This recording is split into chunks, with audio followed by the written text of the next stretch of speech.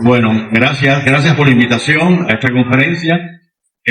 Ante todo quiero declararles que utilicé la inteligencia artificial para esta conferencia y no creo que eso redunde a favor del capitalismo monopólico de las grandes empresas que nos controlan y nuestros sabores y nuestra conducta, sino simplemente como una herramienta de investigación. El título de mi conferencia es De la marcha fúnebre al requiem nacional, Victoriano Lorenzo en la literatura, en la poesía panameña. Hay figuras históricas que ingresan en la literatura como personajes. Otras, más complejas, entran como heridas. Victoriano Lorenzo permanece a esta segunda categoría. Su presencia en la poesía panameña no se limita a la evocación de un caudillo campesino fusilado el 15 de mayo de 1903. Constituye una forma persistente de interrogación nacional. Cada época vuelve sobre él para preguntarse qué nación se está fundando, a quiénes incluía esa nación, a quiénes excluía, qué memorias podían ser reconocidas como legítimas y cuáles debían permanecer en los márgenes. La poesía dedicada a Victoriano Lorenzo puede leerse por ello como una larga composición musical simbólica. No se trata de una obra musical en sentido estricto, sino de una analogía crítica. Poemas, décimas, elegías, cantos, oratorios y visiones proféticas parecen organizarse como movimientos sucesivos de una obra coral. Desde la marcha fúnebre inicial hasta el requiem nacional, desde el lamento por el fusilado hasta la conversión del muerto en emblema de justicia histórica, la poesía panameña ha ido elaborando la imagen de Victoriano como mártir, caudillo popular, conciencia campesina, cuerpo sacrificado y figura mayor de la memoria nacional. Esta conferencia que les brindo hoy propone una lectura de Victoriano Lorenzo en la poesía panameña a partir de una metáfora musical. La marcha fúnebre, la elegía nacional, el canto cívico, la décima campesina, el oratorio, el apocalipsis coral y el requiem. La hipótesis que me interesa sostener es la siguiente.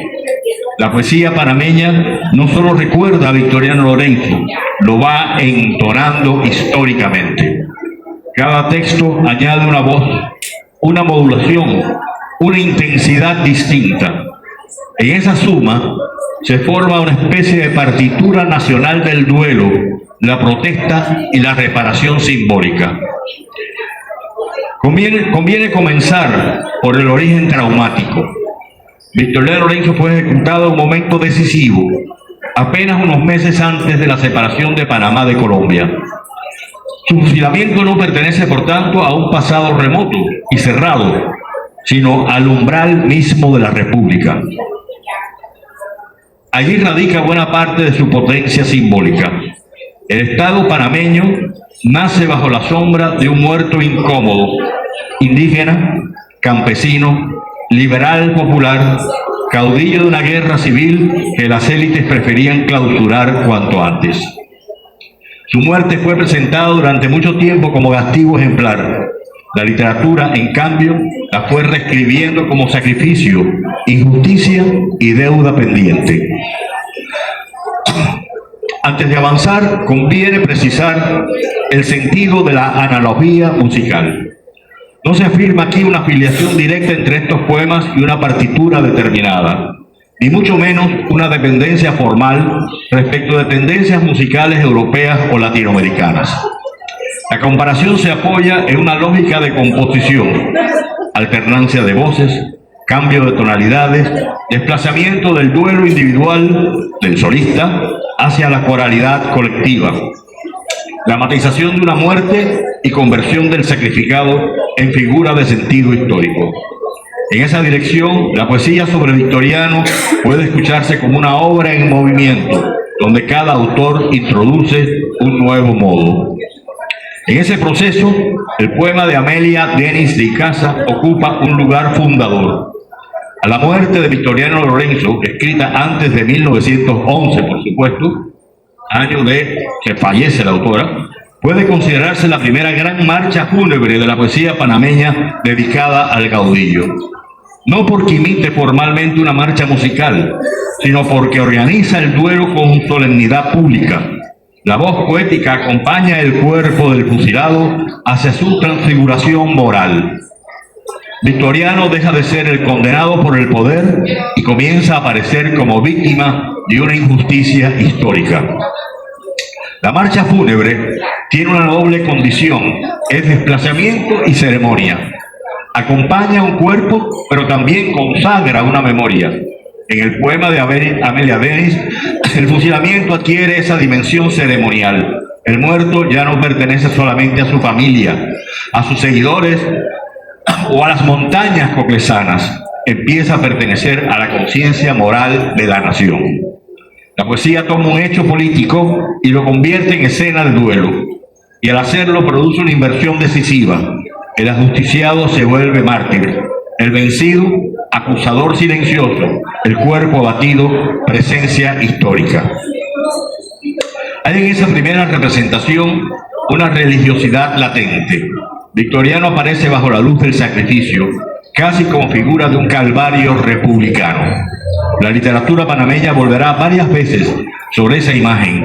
El indígena, el campesino, el cholo llevado al paredón, no como delincuente, sino como víctima propiciatoria de una modernidad oligárquica que necesitaba eliminar lo que no se podía integrar. Desde Amelia Denis se abre, así, una línea de lectura que no desaparecerá. Victoriano como cuerpo sacrificado por una nación que todavía no estaba dispuesta a reconocerse en él. Entre esa primera marcha fúnebre y la gran coralidad posterior de Manuel Orestes Nieto, gracias por venir, Manuel Orestes Nieto, hay un momento que debe subrayarse, la obra de José Antonio Moncada Luna, quien firma literariamente como José Antonio Moncada Luna. Mantengo aquí esa forma de firma autoral porque es la que identifica su presencia poética. A finales de la década de los 50 y en el umbral de los 60, Moncada Luna representa uno de los pasos más significativos en la recomposición lírica de Victoriano Lorenzo como figura de la memoria nacional. Su poemario Así tendrás la tierra que soñaste, aparecido en Los derrotados del llanto en 1961, no debe entenderse como estación secundaria ni como simple tránsito entre Amelia Denis y los poetas posteriores. En él la imagen de Victoriano adquiere una densidad elegíaca y nacional decisiva. El poeta no se limita a llorar el fusilado. En su poesía, Victoriano comienza a convertirse en signo de una patria herida. El dolor individual se ensancha hasta transformarse en conciencia histórica. La muerte de Lorenzo ya no se representa solamente como tragedia personal ni como injusticia política puntual, sino como síntoma de una nación incompleta, desgarrada, incapaz todavía de reconocerse plenamente en sus hijos más humildes. Si en Amelia Denis la marcha fúnebre acompaña al caudillo hacia su consagración moral, en Moncada Luna esa marcha tiene resonancia nacional. El muerto se vuelve medida del dolor colectivo. Este cambio es fundamental. La poesía de Moncada Luna introduce una tonalidad más amplia, más grave, más abarcadora. Victoriano no aparece únicamente como héroe popular, ni solo como mártir campesino, sino como centro de una lamentación histórica. El país parece llorarse a sí mismo al llorarlo. Esa operación desplaza la imagen del caudillo desde el duelo inicial hacia una forma de requiem en gestación.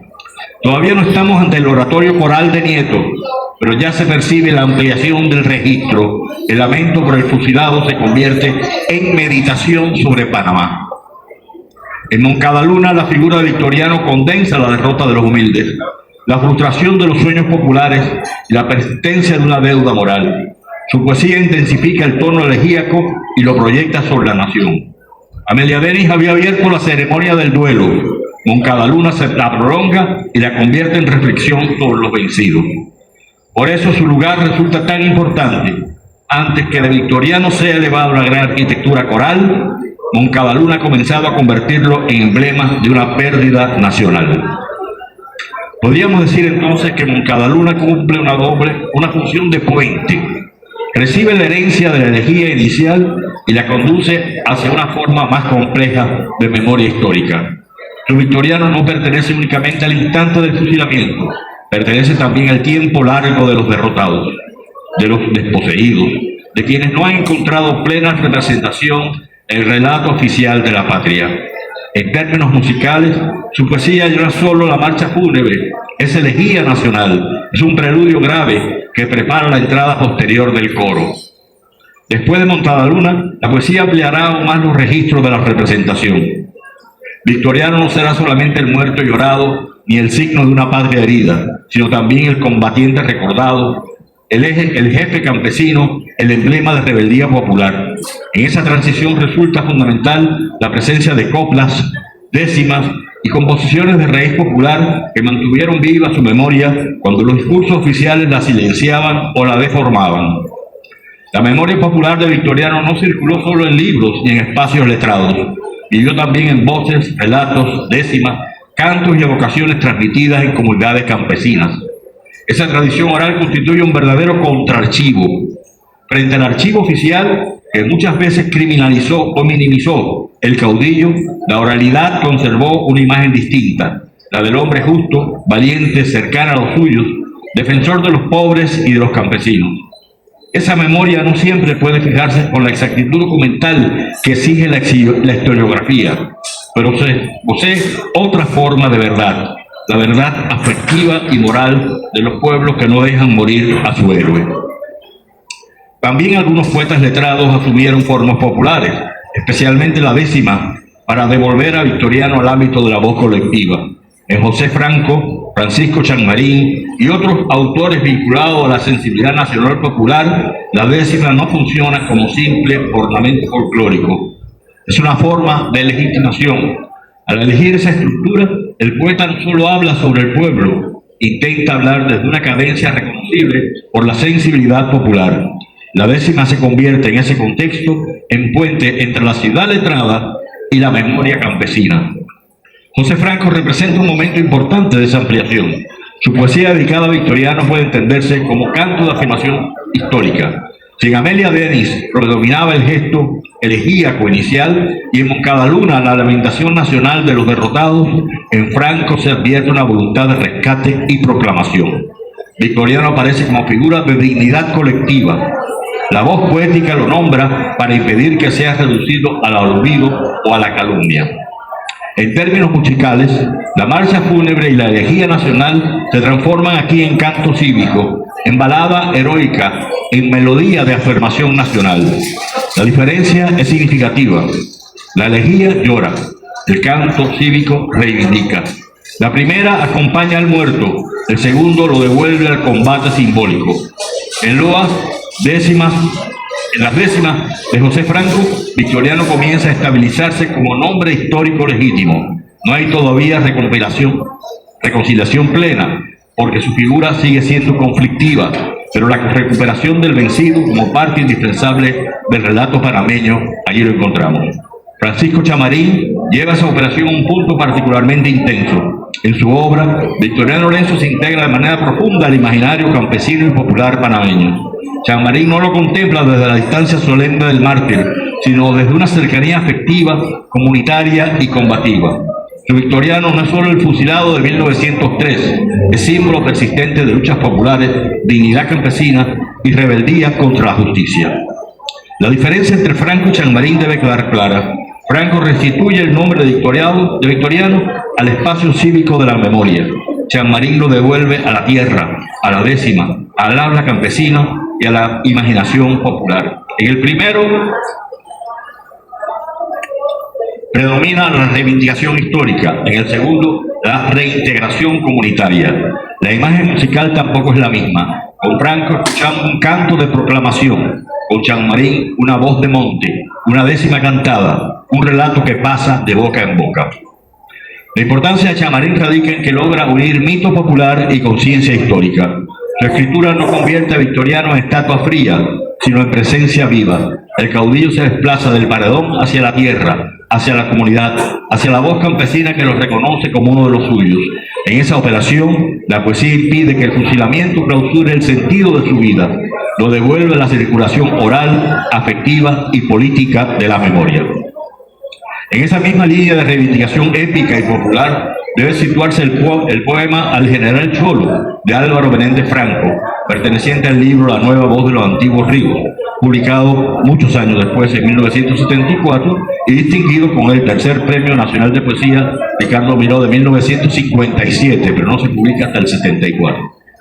El poema confirma cómo, hacia finales de los años 50, la imagen de Victoriano Lorenzo había dejado de ser la del bandolero o rebelde marginal para convertirse en emblema de una memoria campesina, indígena y nacional.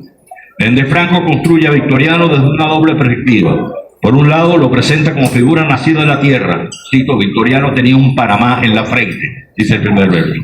Ligada al machete, al camino, al río, a los montes y a los indios campesinos. Por otro, lo eleva a la condición de conductor histórico, conductor agradista lo llama, capaz de fundar los sindicatos de activos guerrilleros, estoy citando. Hay aquí una clara voluntad de actualizar la figura de Victoriano desde una sensibilidad social moderna. El caudillo cholo aparece no solo como jefe de combate, sino como precursor de una conciencia agraria y colectiva. Uno de los aspectos más significativos del poema es la oposición entre promesa de la tierra y la violencia de la historia. La esperanza agraria, la dulzura de la promesa agraria, dice, los grandes surcos, las cornucopias y voces de maíz, queda bruscamente interrumpida por una orden foránea de canalero acento. Esa formulación condensa una lectura nacionalista del fusilamiento. La muerte de Victoriano no se entiende solo como ejecución política interna, sino como acto inscrito en la nueva dependencia canalera y en el nacimiento conflictivo de la República. El cierre convierte la sangre del héroe en símbolo patrio. Los disparos bordan en su camisa 5 rosas de sangre, y de esa imagen sacrificial surge una rojiblanca bandera que el pueblo transforma en insignia y con farón. La metáfora es poderosa. La muerte no cancela la lucha, sino que produce un emblema. Victoriano Lorenzo queda así integrado a una liturgia cívica de la memoria popular, como mártir agrario y fundador simbólico de una patria todavía inconclusa.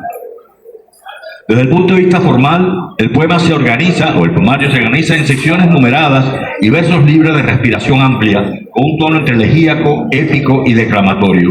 No posee la arquitectura extensa de Moncada-Luna ni el aliento narrativo popular de Chammarín, pero sí una notable densidad simbólica. Su importancia radica precisamente en eso, en condensar en una imagen poética intensa el tránsito de Victoriano Lorenzo desde la marginalidad histórica hacia el altar laico de la nación panameña. La culminación de esta línea coral se encuentra en el oratorio para Victoriano Lorenzo de Manuel Orestes Nieto, publicado en 1976. El propio título nos autoriza a pensar musicalmente el poemario. Un oratorio es una composición de gran aliento, generalmente de temas religiosos o solemnes, escrita para voces, coro y orquesta, aunque sin representación escénica. Al llamar oratorio a su obra, Nieto no elige una etiqueta casual, propone una forma de elevación simbólica. Victoriano ya no es solo objeto de un poema, se convierte en centro de una liturgia laica. El oratorio puede leerse como uno de los momentos más altos de la poesía panameña de la memoria. En él, la figura del caudillo adquiere dimensión colectiva. No habla solamente una voz individual que lamenta o reivindica, parece hablar una comunidad histórica. La poesía se vuelve ceremonia de restitución. El país comparece ante su muerto incómodo y al hacerlo comparece ante sí mismo. La diferencia entre elegía y oratorio es decisiva. La elegía puede ser íntima, incluso cuando aborda un asunto público. El oratorio, en cambio, convoca voces, supone amplitud, solemnidad, alternancia, coralidad. En Nieto, Victoriano Lorenzo es colocado en el centro de la escena nacional, donde se cruzan historia, mito, injusticia y reparación. El poema no se limita a denunciar una injusticia, convierte esa injusticia en fundamento de una interrogación sobre Panamá. En esa progresión, Moncaraduna aparece con mayor claridad como antecedente necesario del oratorio. La elegía nacional que formula prepara el espacio para la coralidad posterior. Allí donde Moncaraduna convierte la muerte de Victoriano en lamento por los derrotados de la patria, Nieto transforma ese lamento en ceremonia colectiva de acusación, duelo y restitución.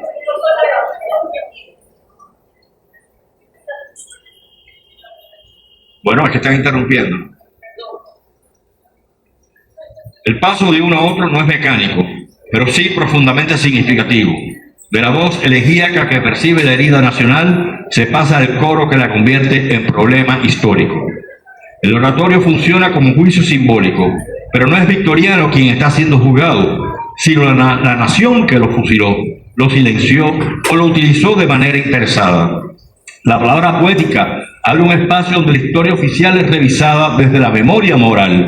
En este sentido, el poemario de Nieto no es solo homenaje, es acto de justicia. Hace comparecer al muerto, pero también a los vivos.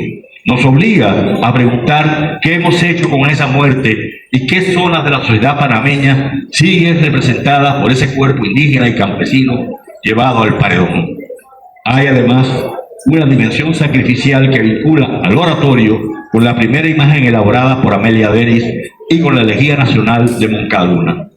En los tres casos, Victoriano aparece con figura de martirio, pero mientras en Amelia Denis predomina la conmoción inicial ante el fusilamiento y en Moncaraduna la conversión de ese dolor en símbolo de una patria doliente, en Nieto el martirio se vuelve estructura histórica. El muerto revela una violencia más profunda, de clase, de raza, de región, de cultura y de poder. Victoriano concentra en su cuerpo las contradicciones de la nación panameña. Por eso, el oratorio no debe entenderse únicamente como poema dedicado a un héroe. Es una meditación sobre la fundación simbólica de Panamá. Allí donde la historia oficial pudo ver un episodio incómodo, la poesía ve una escena originaria. Victoriano no está al margen de la nación, está en el centro reprimido de esa nación. La lectura la rescata de la periferia y lo coloca como pregunta fundamental. ¿Qué Panamá se fundó cuando se eliminó a Victoriano Lorenzo? ¿Qué Panamá quedó pendiente después de su fusilamiento? En esa partitura simbólica debe incorporarse también Apocalipsis, de 1975, de Víctor Franceschi. Su ubicación exige una precisión. No conviene presentarlo sin más como una obra coetánea al oratorio de Nieto. Pues la cronología de su escritura, circulación y publicación requiere una verificación bibliográfica cuidadosa y en todo caso no permite una línea temporal simple. En esta conferencia lo sitúo después de Nieto por razones de progresión interpretativa, no como afirmación estrictamente cronológica. Después del oratorio nacional, Apocalipsis permite escuchar una expansión bíblica, americana y profética de la figura de Victoriano. Apocalipsis no es una pieza menor ni un añadido periférico. Se presenta como obra de clara vocación musical, dramática y coral. Su organización en tiempos y su sección final dirigida a los discípulos revelan una voluntad de arquitectura mayor. Franceschi no quiere solamente recordar a Victoriano Lorenzo, sino levantar alrededor de su figura una escena histórica, americana, bíblica y profética. El título mismo debe entenderse en su acepción originaria de revelación. Lo apocalíptico no es solo catástrofe, es descubrimiento de lo oculto, la violencia fundadora, el crimen contra los humildes, la continuidad de la injusticia y la imposibilidad de sepultar definitivamente al mártir. Uno de los rasgos decisivos del poema es su apertura bíblica. El texto no comienza directamente con Victoriano, sino con una visión de los orígenes. La tierra, el hombre, la fraternidad primera, la ruptura entre los seres humanos, Caín y Abel, la aparición del egoísmo, la división y el odio. Franceschi coloca así la muerte de Victoriano dentro de una genealogía mayor de la violencia humana. El fusilamiento del caudillo no aparece como episodio aislado de la historia panameña, sino como nueva manifestación del asesinato del hermano por el hermano, de la traición a la comunidad y la negación de la justicia. Este procedimiento amplía notablemente el sentido de Victoriano Lorenzo. El caudillo panameño rebasa la escala nacional para incorporarse a una historia universal y americana de los perseguidos.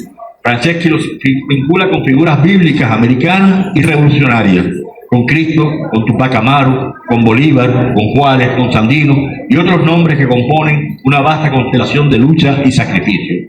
Al colocarlo dentro de esa cadena, el poema lo convierte en heredero y continuador de una tradición de resistencia. Su muerte no cierra una biografía, abre una continuidad histórica. Desde el punto de vista musical, Apocalipsis puede entenderse como poema coral profético. No corresponde exactamente a la forma de la ópera, pero comparte con ella la voluntad de reunir drama, canto, historia, mito y colectividad. Sus invocaciones, repeticiones, cambios de intensidad, pasajes de arenga y elevación visionaria reclaman la oralidad pública. No es un texto destinado únicamente a la lectura silenciosa. Parece pedir voz, escena, coro. Franceschi añade además un matiz esencial a la tradición, la muerte como semilla. En Amelia Denis, el fusilado es consagrado por la compasión y la denuncia oral. En Moncadaluna, su muerte se integra al llanto nacional de los derrotados. En Nieto se convierte en núcleo de una ceremonia coral de restitución. Franceschi radicaliza el sentido germinal del martirio. La muerte de Victoriano revela una injusticia antigua, pero también anuncia una continuidad futura. Por cada muerte verdadera, parece sugerir el poema, nace una forma nueva de conciencia. La sección final, dirigida a los discípulos, acentúa precisamente esa dimensión testamentaria. El poema ya no habla solo de Victoriano en general, sino a quienes deben recibir su legado.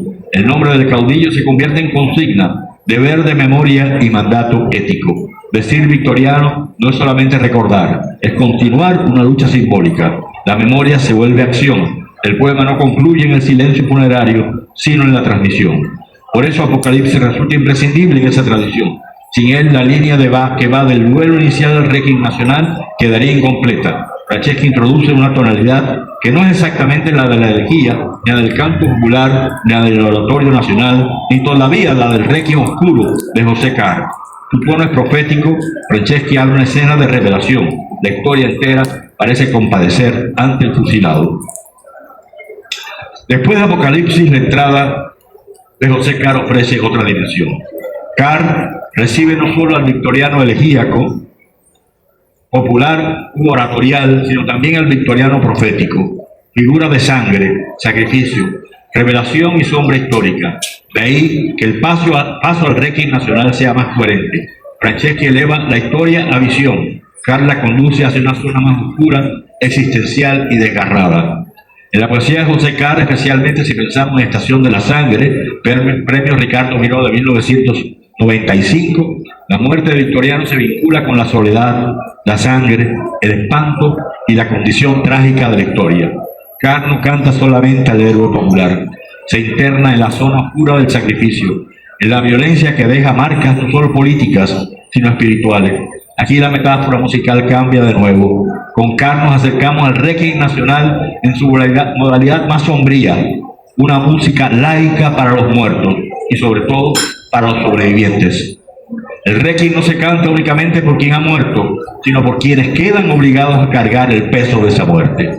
En Carr, Victoriano puede leerse como una figura que condensa el espanto histórico, el hombre sacrificado por fuerzas que lo exceden, el cuerpo individual atravesado por la violencia colectiva, la sangre que no termina en secarse en la memoria. Si Nieto construye una ceremonia pública de reparación, Carr explora la densidad trágica del sacrificio. Nieto tiende hacia lo moral, lo histórico, lo ético, Carr hacia lo sombrío, lo existencial, lo metafísico. Ambos coinciden, sin embargo, en algo decisivo. La muerte de Victoriano no puede ser clausurada. Sigue hablando, sigue interrogando, sigue produciendo sentido. Pero el arco no se cierra del todo con Carr. 3 años después, Manuel Orestes Nieto vuelve sobre Victoriano Lorenzo en este lugar oscuro del planeta de 1998, ya no solo para levantar una conciencia coral centrada en el caudillo, como en el oratorio, sino para incorporarlo a una constelación más amplia de voces heridas en la historia panameña. Este lugar oscuro del planeta amplía el horizonte simbólico de la poesía histórica de Nieto. Ya no se trata únicamente de cantar al mártir de Coclé, sino de inscribirlo dentro de una visión más vasta y dolorosa de Panamá como cuerpo femenino, tierra ultrajada, ruta de paso, vientre atravesado por la codicia y el poder. El libro articula diversas voces históricas, Anayansi, Balboa, La Patria, Los Muertos Anónimos, las víctimas de la violencia política, de la represión social y de la invasión. Y convierte el país en un espacio de heridas superpuestas: conquista, tránsito interoceánico, canal, intervención extranjera como la estadounidense de 1989, represión social y desaparición de los cuerpos. En la sección titulada "Fusilarás la patria", Victoriano Lorenzo reaparece como el fusilado después de la paz, víctima de una república que nace excluyéndolo. Nieto acentúa aquí una idea decisiva: el fusilamiento no solo fue la muerte de un hombre, sino un acto fundacional de violencia contra la patria popular. La voz poética recuerda que Lorenzo depuso las armas, creyó en el Tratado de Paz y fue eliminado cuando ya se negociaba el nuevo país bajo la sombra de la invasión canalera. De ahí la fuerza de la formulación: matar a Victoriano equivale a fusilar una posibilidad distinta de nación. Sin embargo, el poema no lo deja encerrado en la derrota.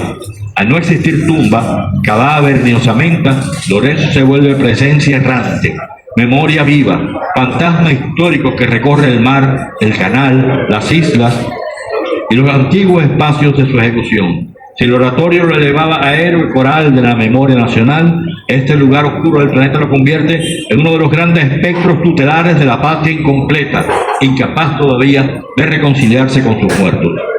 Desde el punto de vista musical, este lugar oscuro del planeta no prolonga exactamente la forma del oratorio, sino que se acerca más a un requiem histórico polifónico o a una cantata fúnebre de la nación panameña. Sus secciones funcionan como áreas sombrías de distintos personajes y entidades simbólicas: la patria, mujer, Anayansi, Balboa, Victoriano Lorenzo, los muertos anónimos, que emergen desde una memoria marcada por la conquista, el tránsito, el canal, la violencia política y la desaparición de los cuerpos. Frente al tono más ceremonial y heroico del oratorio para Victoriano Lorenzo, este segundo libro de Nieto instala una música más grave, espectral y elegíaca. No canta solo al héroe, sino una patria entera convertida en cuerpo herido, en mar sepulcral, en coro de muertos que aún reclaman ser nombrados. En síntesis, si el oratorio es la elevación coral de Victoriano, este lugar oscuro del planeta prolonga esa memoria hacia un requiem de la patria herida. De este modo, la serie que va de Amelia Denis y Casa a Moncada Luna, a José Franco y Chanmarín, y de esto a Manuel Estes Nieto, Víctor Franceschi, José Carr, y nuevamente a Nieto en este lugar oscuro del planeta, puede leerse como una gran arquitectura sonora de la memoria panameña. Luego, la elegía nacional. Primero, la marcha fúnebre, el cuerpo conducido hacia el duelo público. Luego, la elegía nacional, el muerto convertido en signo de una patria herida. Después, el canto cívico y popular, el nombre rescatado del silencio. Más tarde, la 10ª campesina, la comunidad que reconoce lo suyo. Luego, el oratorio, la nación convocada ante su muerto. Después, el apocalipsis coral, la historia revelada desde el sacrificio. Finalmente, el requiem nacional. Primero, en la modalidad sombría existencial de José Carr, y luego en la forma histórico-polifónico de este lugar del oscuro del planeta, donde Manuel Orestes Nieto convierte a Victoriano en uno de los espectros tutelares de una patria herida. Esta progresión no implica que unos textos superen a otros. Cada uno cumple una función en la construcción simbólica de Victoriano. Avenida Denis inaugura el gesto piadoso y acusador. Moncada Luna ensancha el duelo hasta convertirse en conciencia nacional de la derrota y el llanto. José Franco afirma el nombre de la memoria poética. Chanmarín lo devuelve al pueblo y a la tierra. Nieto lo eleva a ceremonia coral de la nación. Franceschi habla de una revelación bíblica y americana. Carlos sumerge en una meditación sobre la sangre, la muerte y el espanto. Y el segundo libro de Nieto amplía ese requiem hacia una memoria polifónica de la patria ultrajada. En conjunto, estos textos componen una figura plural: Victoriano como mártir, héroe, campesino, indígena, caudillo, víctima, juez silencioso y símbolo de una justicia pendiente. Hay que insistir en que esta tradición poética no actúa sola, dialoga con la historiografía, la narrativa, el testimonio, el teatro, el ensayo y las memorias populares. Pero la poesía posee una capacidad particular: condensa en imágenes lo que otros discursos explican. Allí donde la historia documenta, la poesía intensifica. Allí donde el ensayo argumenta, la poesía convoca. Allí donde el archivo clasifica, la poesía devuelve presencia. Por eso Victoriano Lorenzo encuentra en la poesía uno de sus espacios más poderosos de supervivencia simbólica. La poesía no resucita a los muertos, pero puede impedir que sean definitivamente enterrados por el poder. En el caso de Victoriano, esa función ha sido decisiva. Su imagen fue durante décadas disputada: bandolero o caudillo, criminal o mártir, amenaza o símbolo popular. La poesía intervino en esa disputa no con la frialdad del documento, sino con la fuerza de la memoria afectiva. Hizo de Victoriano un nombre pronunciable con respeto, dolor, admiración y deuda. La metáfora musical permite ver además algo que una lectura puramente temática podría pasar por alto: la transformación de los tonos. Victoriano no suena siempre igual. En Amelia suena a marcha fúnebre, en Moncadaluna elegía nacional de los derrotados, en José Franco a canto de reivindicación, en Chanmarín a décima campesino, en Nieto a oratorio nacional, en Franceschi a Apocalipsis Polar, en Can a Requiem Oscuro, y en el segundo libro de Nieto mencionado a Requiem histórico polifónico de la patria herida. Esta diversidad tonal demuestra que la memoria no es fija. Cada época necesita modular de nuevo a sus muertos. Cada generación escucha en Victoriano una pregunta distinta. Quizás por eso su figura continúe vigente. No porque la poesía lo haya convertido en estatua, sino porque lo ha mantenido en movimiento. Victoriano sigue pasando de un texto a otro, de una voz a otra, de una forma a otra. Es mártir en un poema, signo de la patria doliente en otro, combatiente en otro, campesino en otro, espectro moral en otro, símbolo nacional en otro. Esa movilidad es la señal de las grandes figuras históricas. No se agotan en una interpretación, obligan siempre a volver. En el fondo, hablar de Victoriano Lorenzo en la poesía panameña es hablar de la nación y de sus fracturas. Es preguntarse por el lugar del campesino, del indígena, del pobre, del vencido, del rebelde en el imaginario nacional. Es preguntarse si la república pudo fundarse sin reconocer plenamente a quienes también lucharon, padecieron y murieron en su historia. Es preguntarse qué voces fueron escuchadas y cuáles quedaron reducidas al rumor, al canto popular, a la décima o al poema de protesta. Por eso el recorrido de la marcha fúnebre al Requiem nacional no es solamente una imagen estética, es la forma de nombrar el largo proceso mediante el cual la poesía panameña convirtió una muerte política en memoria cultural. Victoriano Lorenzo entonces no es únicamente el tema en estos poetas, es su centro de gravedad. Alrededor de él se ordenan preguntas sobre justicia, memoria, pueblo, violencia, nación y reparación. La poesía panameña lo ha convertido en una figura a la vez histórica y simbólica, local y nacional, campesina y universal. Su fundamento pertenece a 1903. Su imagen, en cambio, continúa atravesando el tiempo. Me gustaría cerrar volviendo a la metáfora inicial. Si pudiéramos escuchar toda la poesía panameña dedicada a Victoriano Lorenzo en una sola composición, oiríamos primero los pasos graves de una marcha fúnebre.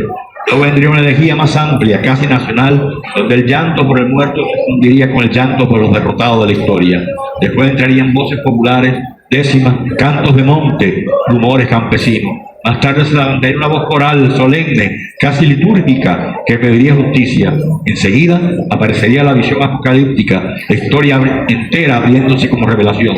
Finalmente sonaría un requiem en dos modulaciones, una sombría existencial, otra histórica polifónica. No sería un requiem solo por Victoriano, sino por la parte de la nación que murió con él y que todavía espera ser plenamente reconocida. Esta es acaso la mayor lección de esa tradición poética. Victoriano Lorenzo no fue silenciado por el fusilamiento, al contrario, desde el paredón comenzó otra forma de existencia. La poesía le dio voz al muerto, pero también obligó a la nación a escucharse a sí misma. Y en esa escucha, entre marcha fúnebre, elegía nacional, canto popular, oratorio, apocalipsis y requiem, Victoriano Lorenzo sigue regresando, no como fantasma del pasado, sino como conciencia viva de Panamá. Muchas gracias.